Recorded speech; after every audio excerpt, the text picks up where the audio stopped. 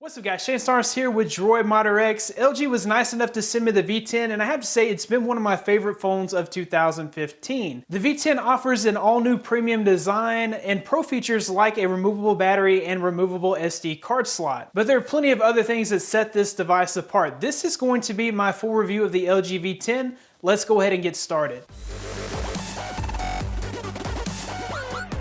First up, let's talk about the design of the V10. Now, LG has made a commitment with the V10 to bring us a premium design phone without slacking on pro features. So the V10 keeps the removable back while making it feel premium. So I have to say, on first impressions with the V10, when I saw pictures of the phone, I kind of thought it looked hideous, but the experience taking it out of the box has been totally different from that first impression from photos. This phone is probably one of the best designed phones of 2015 in my opinion. I really love this rubberized, grippy back here. What I love even better than the back is the steel bars on the side. Now, the phone is military standard 810G certified for shock resistance. While we're talking about the design of the phone, we'll take just a quick tour of the phone. Of course, on the front side, you have the 5.7-inch IPS display with a 2.1-inch secondary display. We'll get more into the displays here in a moment. You've got two cameras. You have a standard angle lens and a wide angle lens, so two separate cameras on the front. You have your in-call speaker here. You have your sensors here. And then you have that matte finish. It's the same rubberized plastic material from the back on the front as well. Of course, you've got your LG logo on the bottom. If you look up top, you do have an IR blaster, so you're able to control your TV with this phone. Another really cool feature that they decided to leave in their phones. On the sides, you just have the steel bar on both sides, no buttons because the buttons are on the back. On the bottom here, you have a speaker. The speaker itself is pretty weak. When I have this thing at full volume, if I'm not in a quiet room, it really is just kind of muddy. It doesn't get loud at all. So if I had one real complaint about the phone, it probably would be this speaker. You've got your micro USB charge port, a 3.5mm headphone jack. On the back, you've got a 16 megapixel camera with f1.8 aperture. This does also include optical image stabilization, so we'll get kind of into the camera a little later as well. And then of course you have a perfectly placed, in my opinion, volume rocker and power button. Of course, you got your laser focus and you've got your LED flash. Overall, on the design of this phone, it's one of my favorite phones of 2015 when it comes to design, just simply because it stands out and it is different. And next up, we'll talk about the display of the V10. It features a 5.7-inch IPS LCD display with Quad HD resolution, which puts it at 515 pixels per inch. The display is super crisp and clean, and it gets plenty bright. It doesn't get as bright as an AMOLED screen like what you might find on the Note 5. However, even though it doesn't get as bright as like the Note 5, you can see it a whole lot better outdoors. Because the phone is backlit, you can actually turn the brightness nearly all the way down, and if you turn the phone to the correct angle, you can see the phone in a bright sunlight. So the fact that you can see this better outdoors without cranking up your brightness will help you to save on battery. And media consumption is great on this phone because the screen is so large. I've actually found myself watching movies on Netflix directly on this device in place of a tablet just because of how large this screen is. The star of the show here when we're talking about displays is actually the secondary screen. It's what really makes the V10 stand out. If I turn the screen off here, you'll see it comes up. This screen is always on. So where I found this useful is when I set it on my nightstand at night, I'm always able to just look at the screen and see what time it is without actually having to turn on the device, which is pretty cool. Kind of acts as an alarm clock sitting on the nightstand. Other than that, while the screen's off, there's some quick, easy to access toggles. You can get to your camera, you can take memos or notes here, and then you turn on the flashlight, which is a really cool feature. I've used that quite a bit, and that's really what I've used that second display for. Is it a gimmick? I'm not really sure. For me, it's been useful just simply because I'm able to access the toggles, and I really enjoy the always-on clock. But as far as using it on the phone itself, I mean, it gives you your signature here, and then it gives you some recently used applications. You can also add favorite applications to the top here, but I've just found that it's not practical to have it way up here. It's just so hard to reach that I've not really used it while the phone is on. I've used it more when it's off. Next, we'll talk about the performance of the V10. For me, it's been a powerhouse of a phone. I've really experienced no lag or stuttering or anything like that. It's able to pretty much take anything that I throw at it. It's rocking the Qualcomm Snapdragon 808 processor, which is an octa-core processor, and that processor is clocked at 1.82 gigahertz. It also has an Adreno 418 GPU and 4 gigabytes of RAM. So for me, this phone has been really great with memory management. Now I'll open up my Twitter application. It's gonna have to load the first time. You guys can see how fast it loaded. If I go home and then open up the app again, it loads it up as it was when I left it. It doesn't have to reload that application. So for me, it's been just super fast. And when I'm trying to launch applications, it's been totally quick with no lag or stutters at all. As far as launching games is concerned, we'll launch Clash of Clans real quick. You guys can see that it performs really well.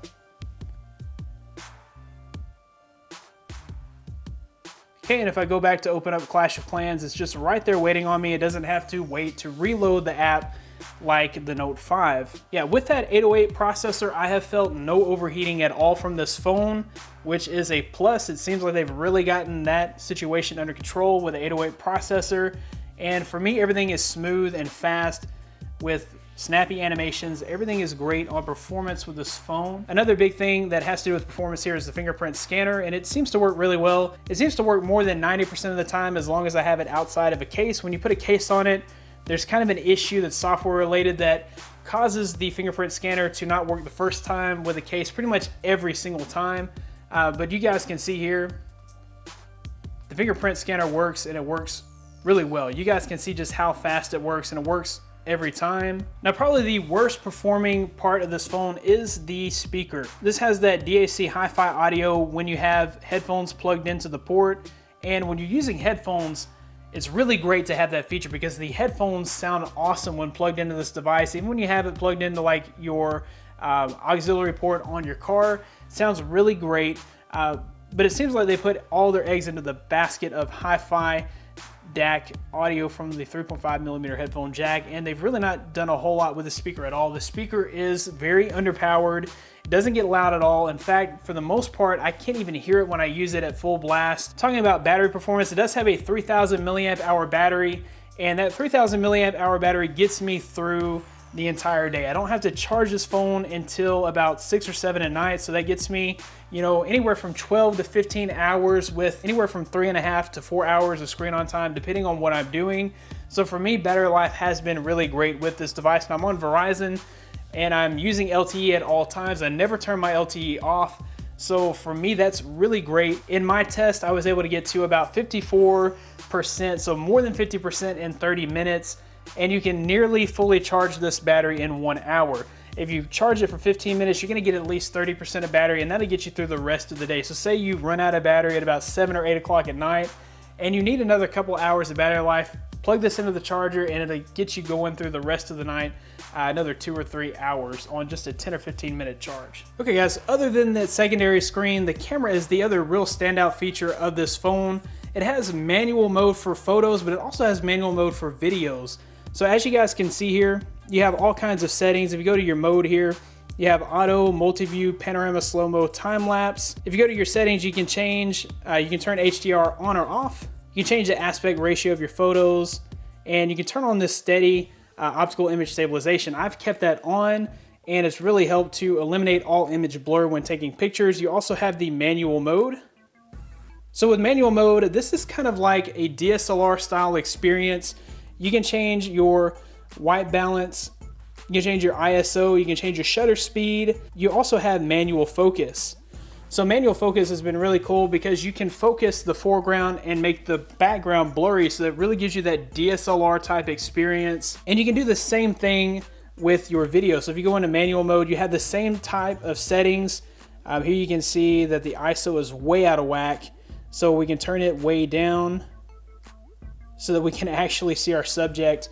I have some really awesome lights in here, so the ISO would need to be set way down. Of course, you can change your shutter speed, and you have your manual focus. So I could actually, if I wanted to, I could focus in on the foreground and make the background blurry, so you guys kind of see how that works. And you can do like some really cool cinematic stuff just using the camera inside your phone. So that's pretty cool. You've got a right and left microphone, so you get some really awesome sound out of here. And if you go here, you can change the balance of the sound as well, which is pretty cool. And then there's a wind noise filter there as well. So looking at images that it's shot, you guys can see just how clear, and there's lots and lots of detail in these images. I mean, you really have to go all the way in before it begins to get blurry at all. But here's where I took and just shot with the auto, and then I changed some settings, and to me, the picture just looks a whole lot clearer and crisper just by changing a few settings there. I believe I changed the white balance and the ISO there and just got a much better picture. You guys can see some low light here, and there's like little to no noise at all in the picture, which is awesome. That has to do with that f1.8 aperture lens. Overall, I'm very impressed with this camera, and I'm just really enjoying the manual mode and having full control over my photos and videos.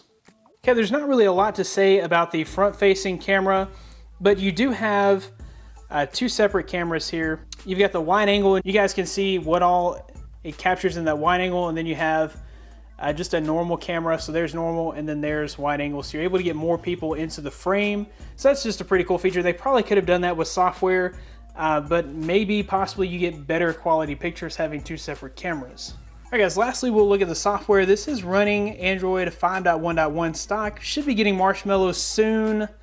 If we go to the About phone, you guys can see that we are running Android version 5.1.1. Okay, so there is your lollipop Easter egg. Okay, other than that, it's running LG Skin Overlay, which is not incredibly intrusive. I've seen worse, like if you look at HTC Sense is just really bloated. This is sort of bloated. If I go into the app drawer here, you'll see that we have Amazon applications that come preloaded. You've got your LG applications, you got your Quick Remote, which I actually do use. LG Health is useful. There is Quick Memo, I prefer Evernote, and then their own messaging app, which I prefer over Verizon's messaging app, which mine is Verizon, and this is all that you have that's included here.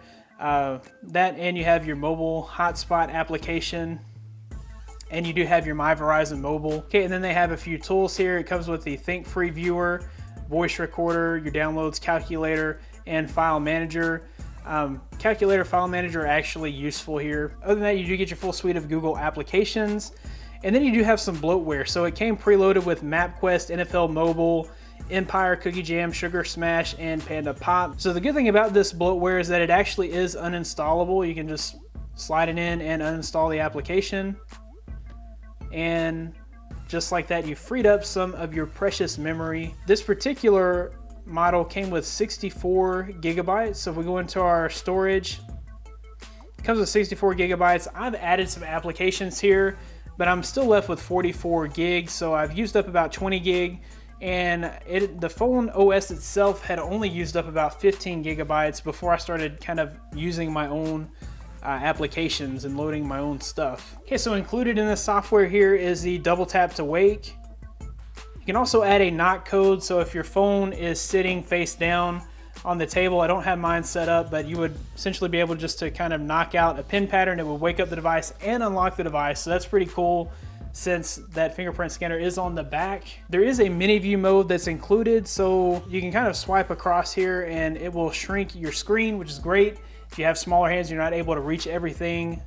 That feature is pretty cool. There's also a smart cleaning application here, which just allows you to clean up memory. In conclusion, I have to say the phone has one of my favorite designs of the year. It has that Duraskin and also the steel frame. To me, it's just super different, and it's not like everything else on the market. It's not trying to be anything else. It is simply trying to be the LG V10, so I really like that about the phone. I like the ability to see the whole screen in bright sunlight with that IPS display. And then I also love the manual controls in the camera and video camera. I'm able to get, in my opinion, better pictures overall with those manual modes. You really can't beat the removable battery and the micro SD card slot. Okay, if I had anything at all to gripe about with this phone, it has to be that speaker.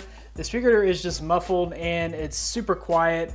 And then the only other thing that I would have to complain about the phone is while the secondary screen can be very useful as far as toggling between applications, in my opinion, because of where it's placed, it's just not very useful in my opinion. All right, guys, that about wraps it up for my full review of the LG V10. If you like this video, be sure to give it a big thumbs up. Subscribe to this channel for more content like this in the future. You can find more of me at droidmodderx.com. Follow me on Twitter at droidmodderx. Thanks, guys, for watching. Be blessed. I'll see you in the next one.